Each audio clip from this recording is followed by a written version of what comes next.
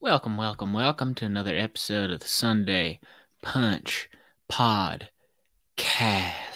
Yes. We're going to talk about Lamar. Let's jump right in. As a Ravens fan, as one of my many hundreds of teams that I root for in the NFL, this one's taken a weird turn, and it's a little frustrating because I'm a Ravens fan, so I kind of know this history, and all of these tweets that I'm seeing are like, what am I missing here?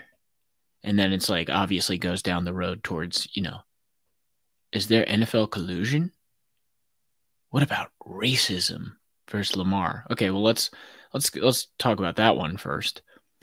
Deshaun Watson got signed last year to a $250 million deal and was accused by at least 15 women of sexual assault. And he's African American.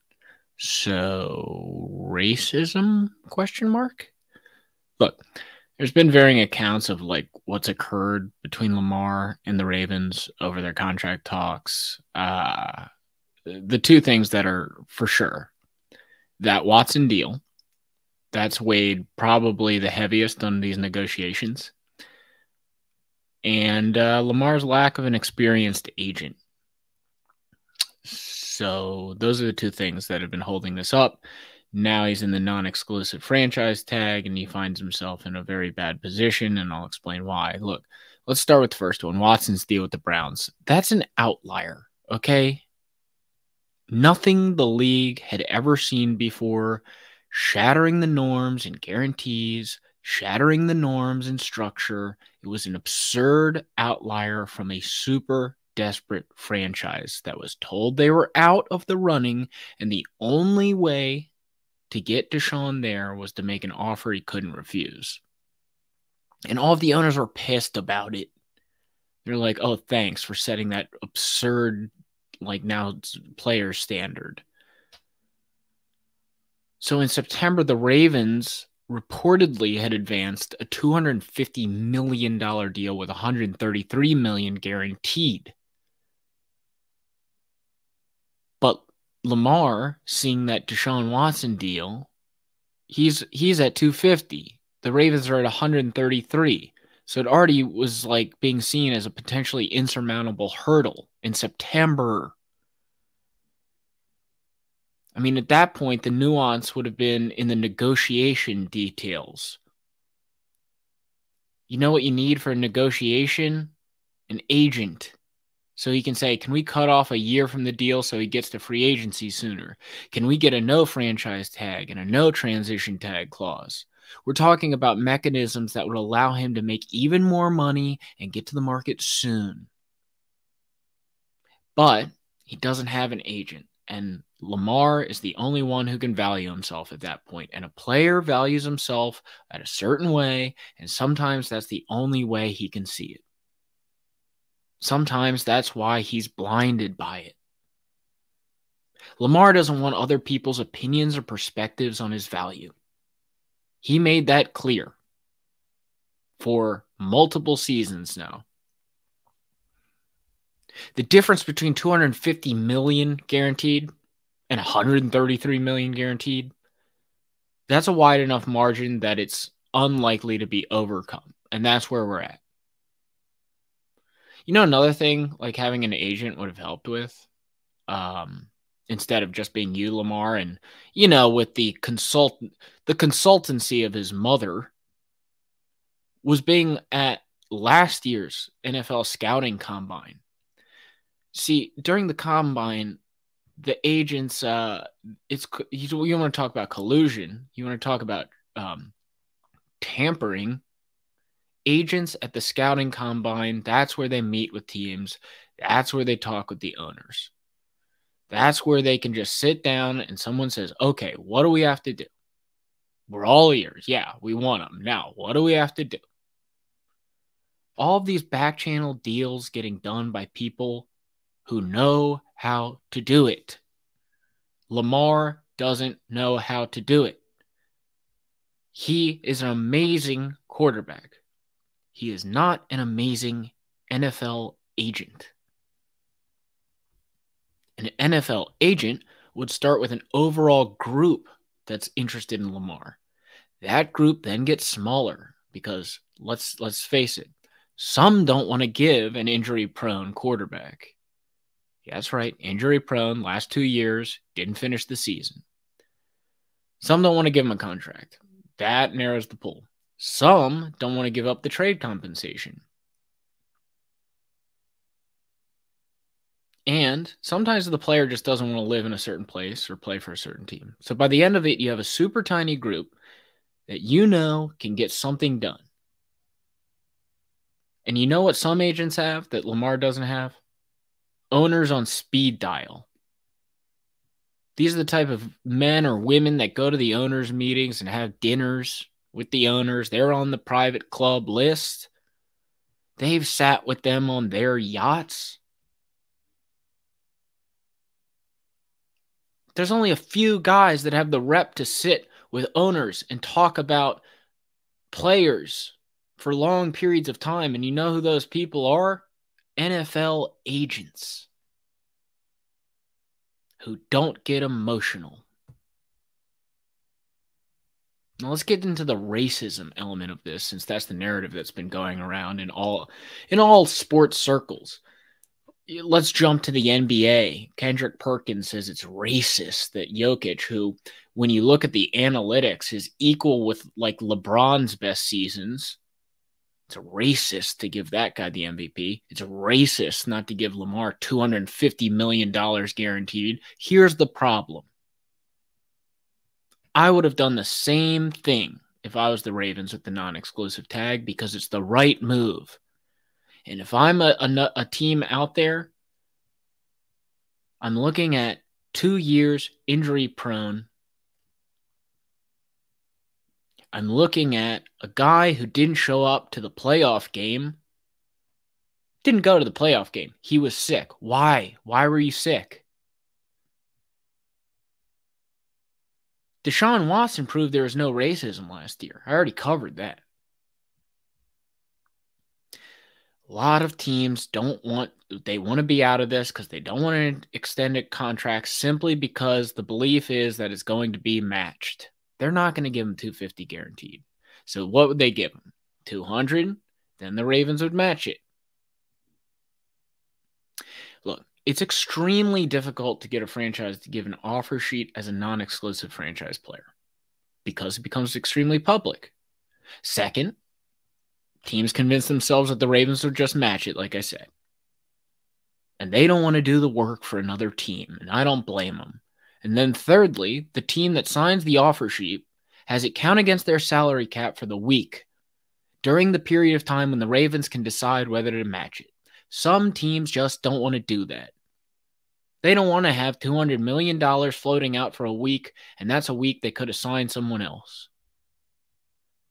Us as fans, we just think, oh, they're just sitting around signing the main guys. You got to fill out a roster. Some of these teams, Atlanta and Miami and some others, they have to say it publicly because they're not interested. Oh, why did Miami come out and say they were not interested? Well, first of all, they don't have a first-round pick. They'd have to do it after the draft so it counted for next year. Second of all, they don't want to come out and publicly say it, that they're in on Lamar, because then they have to go, if they're out and the Ravens match it, then they have to go back to Tua for the 18th time and say, no, actually, we really love you.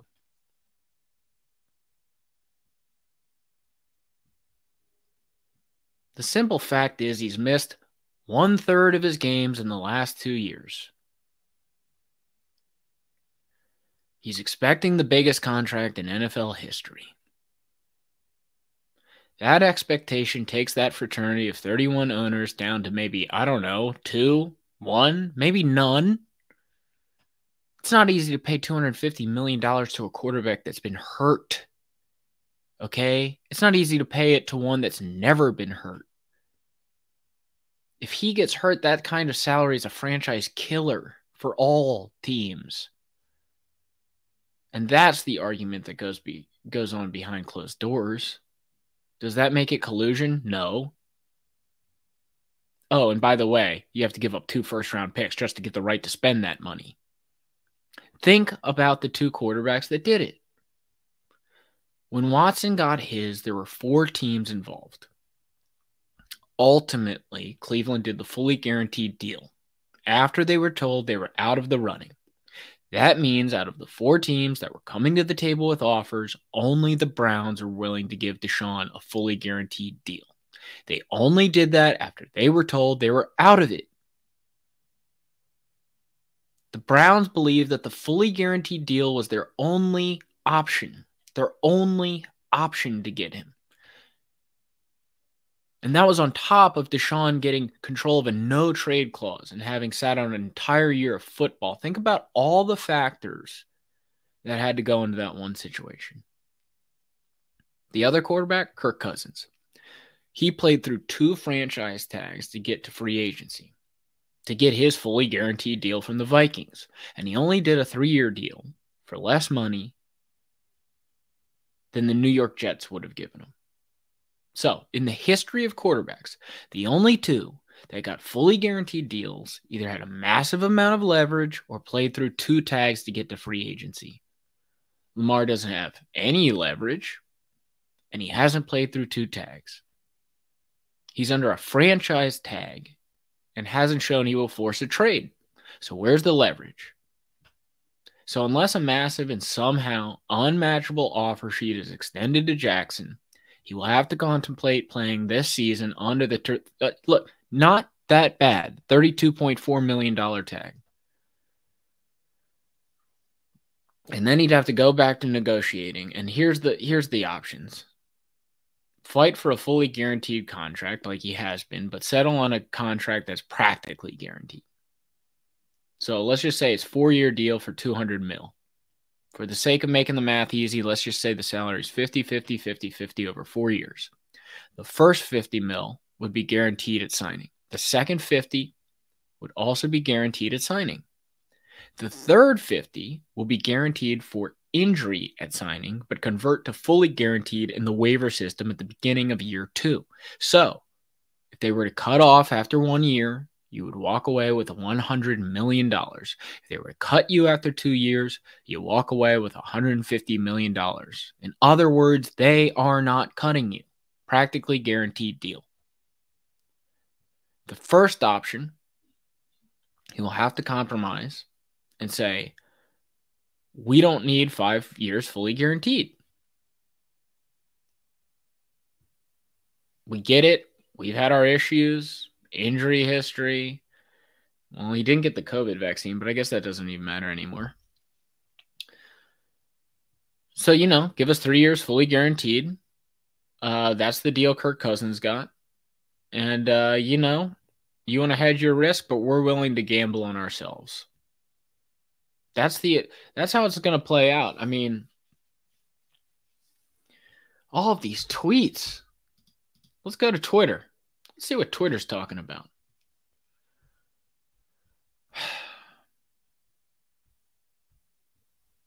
Okay, the whole Daniel Jones gets paid. Did you see Daniel Jones' contract? If Lamar takes a 2-year deal like Daniel Jones, then he can have $50 million a year. He wants 5 for $250.